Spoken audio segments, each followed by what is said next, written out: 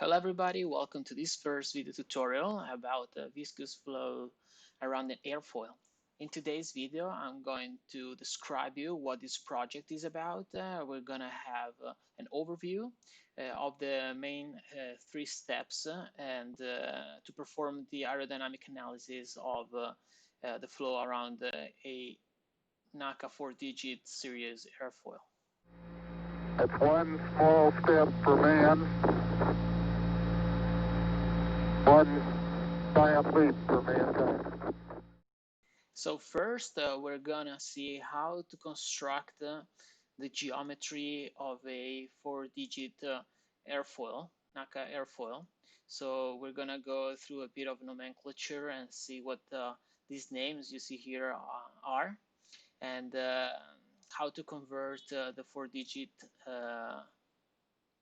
airfoil into a actual geometrical shape using some equations that you can find online.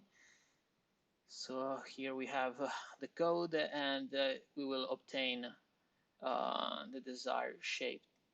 Then we're gonna use a Python library called Xfoil, which is actually quite famous for students of aerodynamics, and this will help us to calculate the aerodynamic coefficients, for example, the lift, drag, momentum, and pressure coefficients around the airfoil.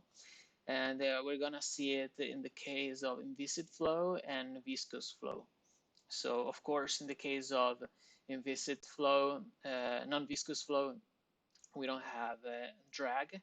And finally, the last step will be comparing the calculated aerodynamic coefficients with some data obtained from experiments, which we can find online, and I will show you how to actually get this data and import it into Python, and then have a comparison of the inviscid, viscous, and experimental data.